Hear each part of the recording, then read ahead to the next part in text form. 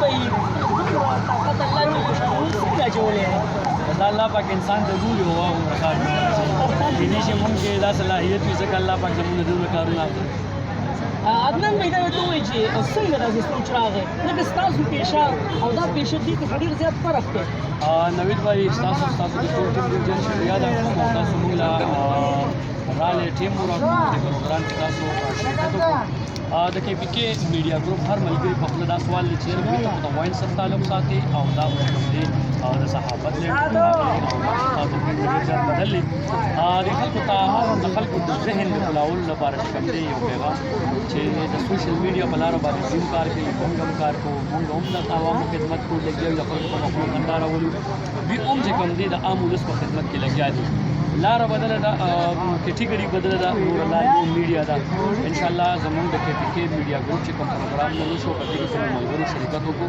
دا به ډېر مفید ثابت کېږي زموږ د کې پی کې لپاره زموږ د مردان علاقې لپاره په دې کې ډېر د لرو لرو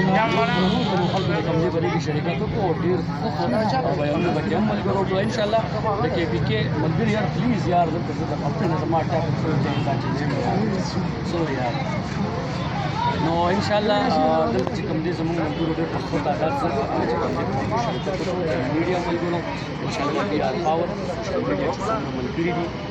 سټینډرډ ورکړو یو پلیټفارم به ورکړو دا به ورکړو دا نړیوال مایک والے موږ به انشاءالله یو اتفاق او اتحاد یو خلک به زموږ خبرې ته غوږ کړي میډیا ته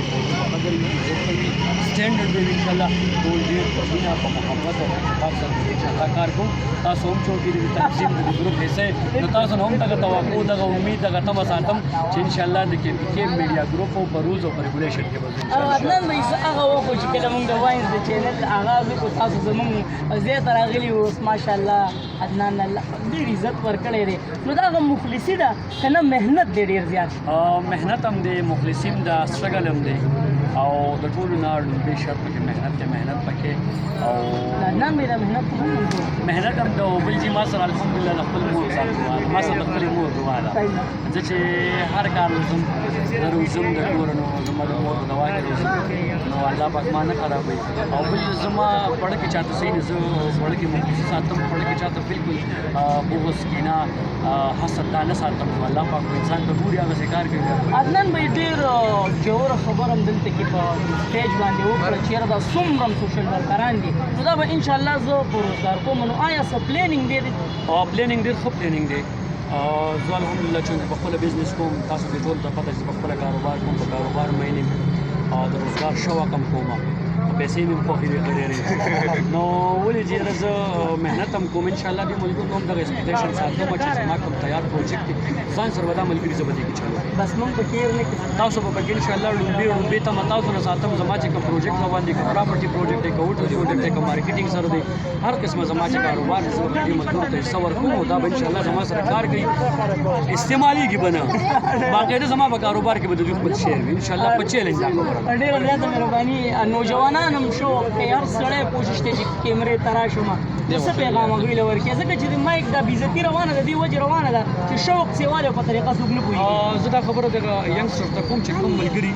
په سوشل میډیا په لاین کې را روان دي یو خبره صرف کومه چې میډیا ته راشئ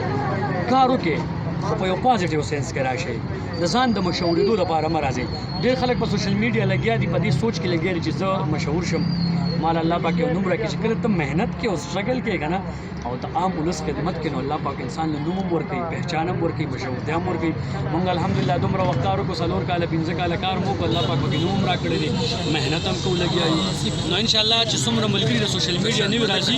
د مایک جذبه پکې نو زه دغه ملګري اپریشیټ کوم ولې زموږ د پښتو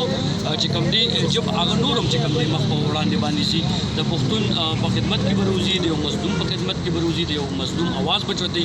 نو روزه بالکل تاسو چې کوم دی سوشل میډیا جاین کې روزه د عوام چې کوم دی خدمت کې ډېر په پازیټیو سنس کې روزه ډېره زیاته مهرباني د ټیم نه راکولو